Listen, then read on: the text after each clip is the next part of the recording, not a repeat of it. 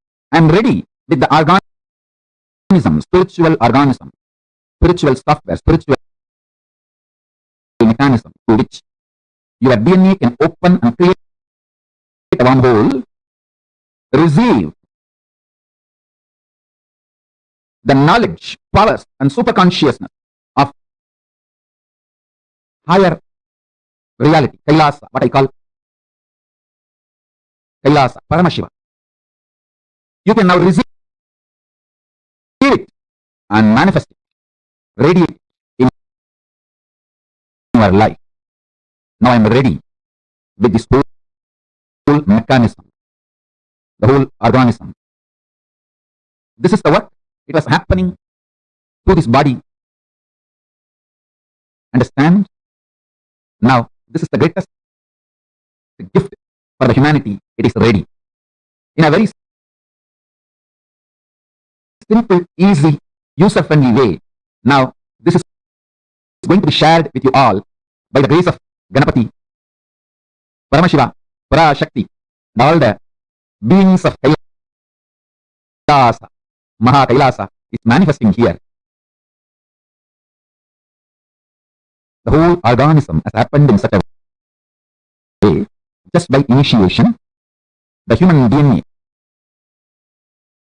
can open up, create a wormhole, and receive the state of Paramashiva, space of Paramashiva, powers of Paramashiva,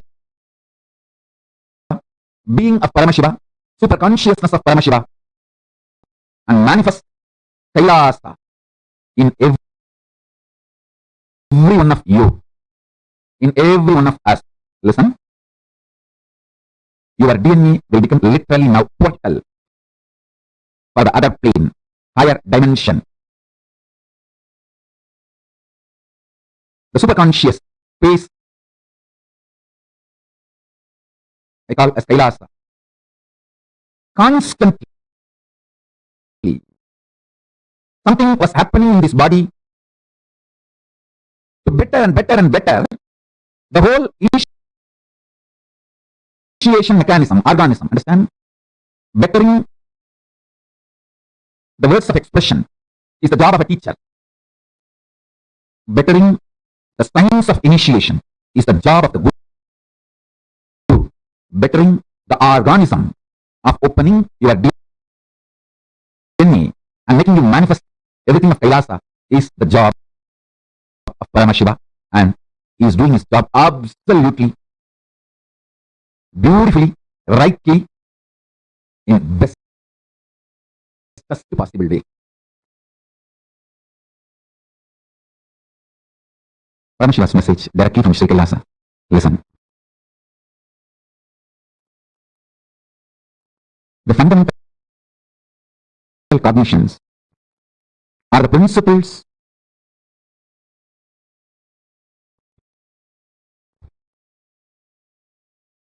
the foundation principles you cognize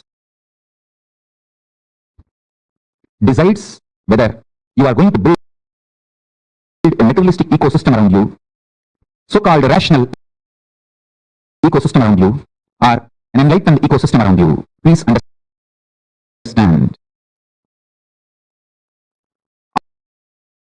All the so-called conclusions of the science and rationality is not rationally rational or scientifically scientific. All the cognitions,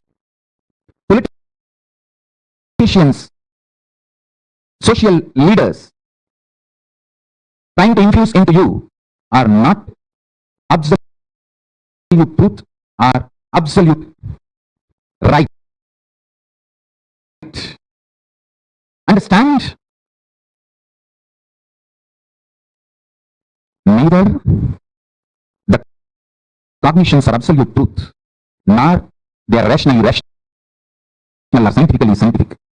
But unfortunately, the cognitions you cognize decides the quality of life you are going to have. Understand? The ultimate Tyagi, Paramashiva, reveals all the truths as it is.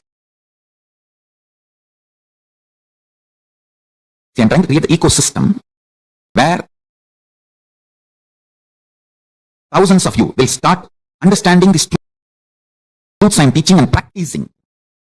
For example, Los Angeles, San Jose, Toronto, Vancouver, Seattle, Ohio. I want hundreds of families to settle down around the temple. Houston, not as commune, but as community. Not gated community. No exclusivity. Just like regular your citizens. As part of them, I don't want to say that only our people should be there all around the temple. No. Like, lot of devotees have moved their houses around LA temple. Within the 10-mile radius of LA temple, too many of our devotees have moved. Like that, in the temple area, in that city, in 10-20 miles radius, at least few hundred devotees, few thousand Ananda Samajis settling down. Temple becomes ecosystem where day in and day out power manifestation science is taught. I want full-time volunteers to settle down. I am deciding.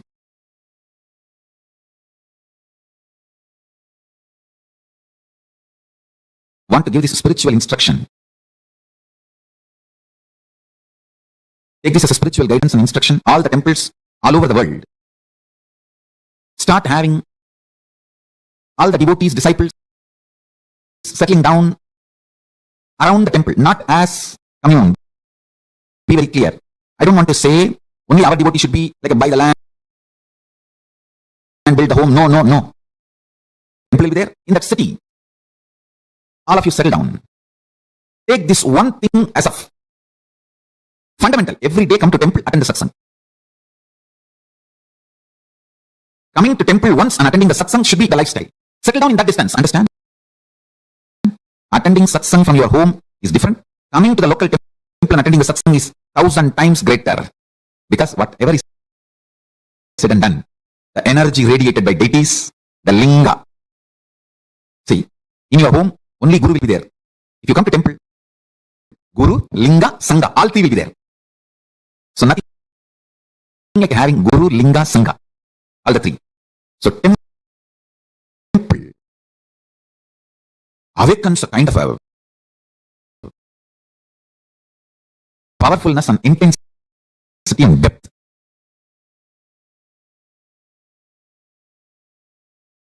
This 5 should be available in all temples. 1. All the major deities of Hindu Sampradayas, starting with Ganapati, Shiva, Devi, Subramanya, Vishnu, Navagrahas, and each god's different incarnations, like Vishnu. You should have at least Rama and Krishna, the pantheon of Hindu deities. Understand?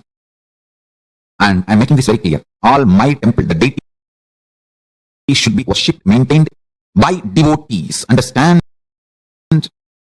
You touching the deity, maintaining, cooking food, offering naivedyam, doing abhishekam, something happens to you inside. Paramaśiva starts manifesting inside you. I'm not saying our ancient tradition of having the priest and the temple is wrong. No, I'm absolutely for it.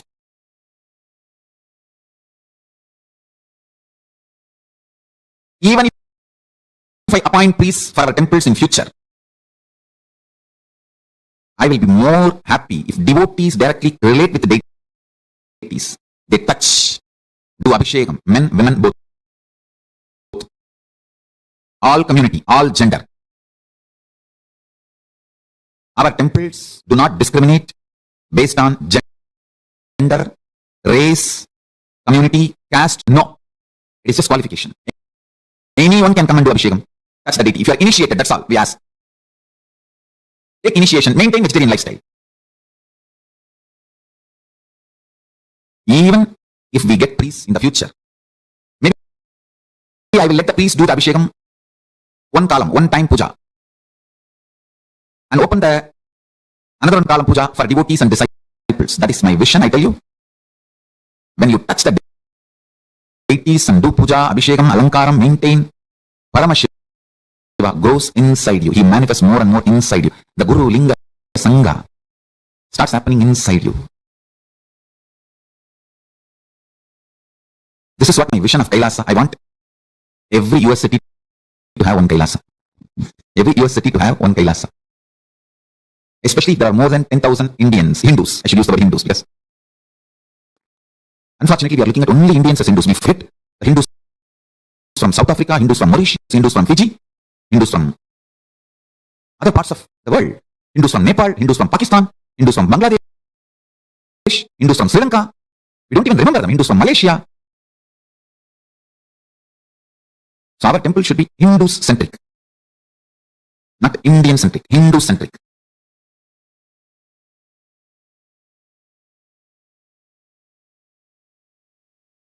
Anyone who is initiated can start practicing.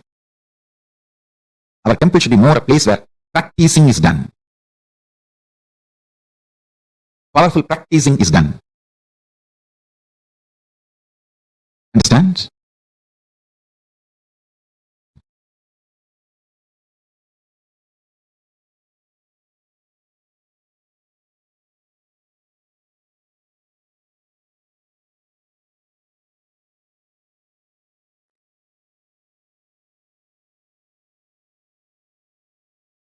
Large number of people should be benefited by the power manifestation science. Every day, power manifestation should go on in all our temples all over the world. Understand, the first component is all the deities of Hindu Sampradaya should be there, which will be maintained by devotees from any race, caste, community, anyone who takes initiation to live Hinduism can touch and worship the deities, maintain the deities, involve in the deities. And I want to tell you,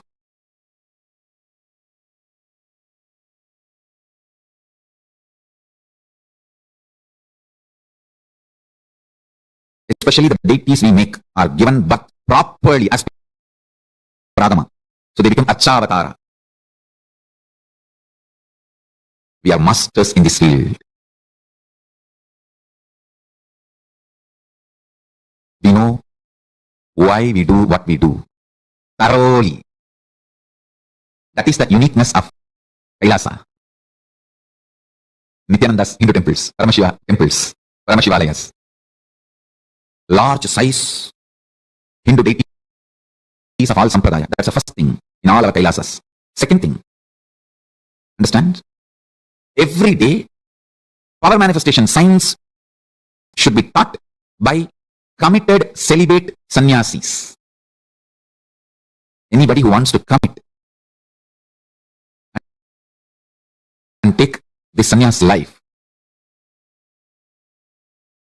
can start gathering in the localities of our temples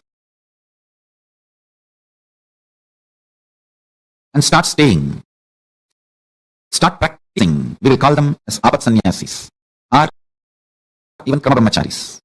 It is like an under training. They take it up, they commit, they can be there as long as they want to continue in that path. Understand? I am announcing some of the new, most important spiritual policies. Kailasa should have deities first. Second, large number of sannyasis. Krama.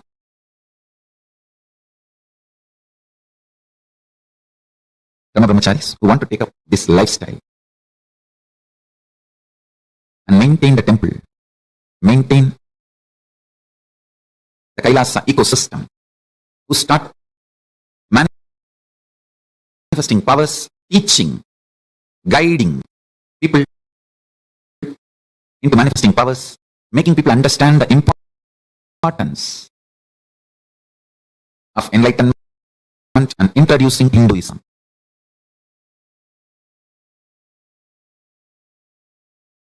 Understand? The whole ecosystem necessary for this. We should start focusing and manifesting it in every city where at least 10,000 Hindus are living, and a large library. Still, Hinduism is in books. It has not yet come to the digital world. Still, Hinduism is living in books, especially in home libraries. Still, we have not left the habit of reading books and learning Hinduism. So, as long as that reading books and learning Hinduism is there for Hindus, we should keep a huge library. Digitizing will continue to do, but a huge library, physical library, is required. Library with the ambience maintained by the Bansana Noble. How they have a very happy ambience for people to hang out, read, you can sip a cup of coffee and hang out with your friends. That kind of an ambience, library. And if possible, a large Goshala and Annalaya. Actually, all of them are interconnected.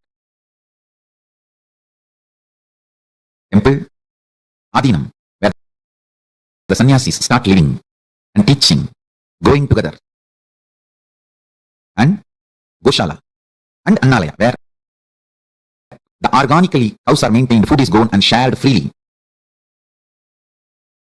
Never in our temples food can be sold. No. It should be absolute free. Large level of Goshala and Annalaya.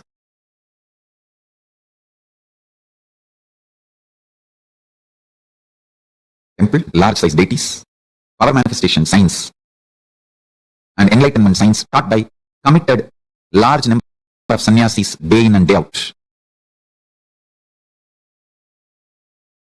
A large size Goshala and Annalaya.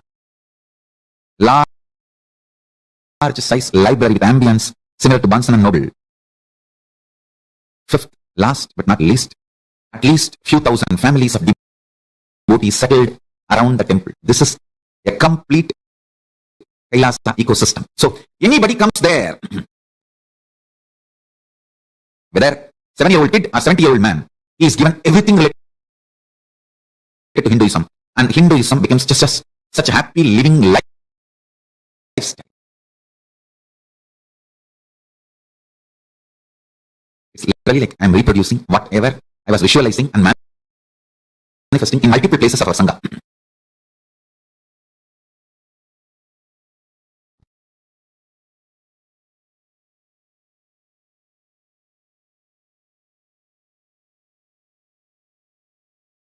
N pregnancy to Antyeshti.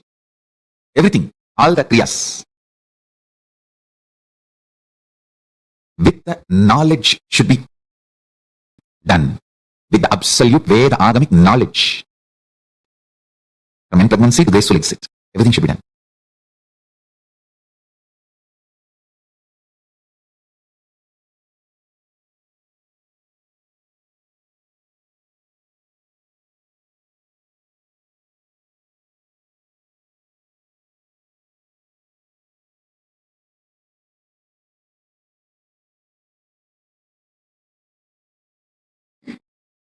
These ecosystems all over the world will keep this whole enlightenment science alive. Sri Kailasa alive.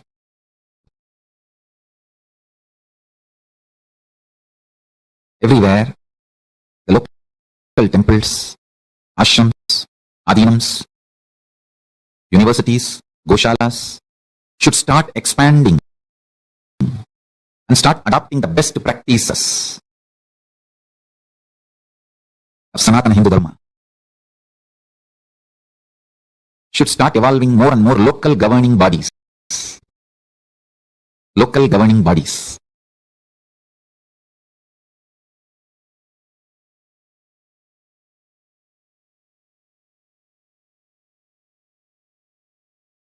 Understand? End of the day, life is all about making the world a better place. Thousands and thousands of people should be inspired and enlightened. Constantly, thousands being inspired and enlightened. helping, evolving, living, guiding, radiating the state, space, powers, superconsciousness of Paramashiva.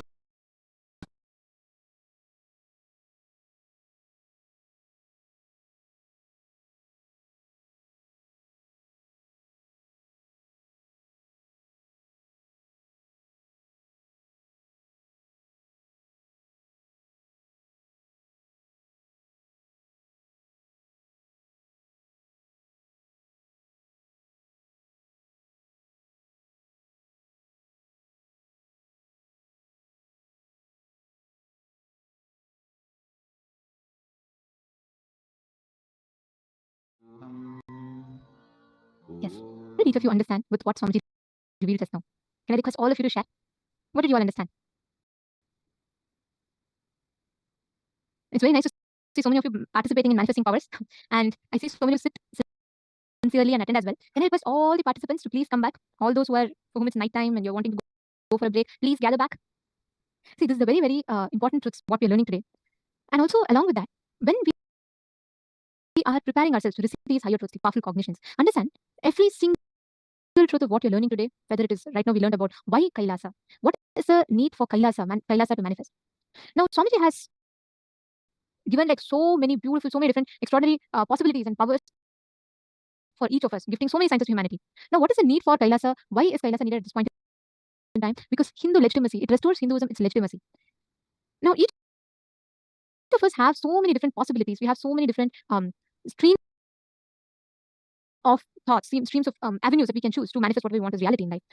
But end of the day, Kailasa stands to restore that political legitimacy on the larger picture, but individually, Kailasa for us stands to give enlightenment, gift us the science of enlightenment. And that's what we've all been learning and what Swamiji very beautifully revealed today in this session, right? Now, one important aspect is for all of us of Kailasa is to experience the state, space, powers, being, super consciousness, and Kailasa of Paramashiva.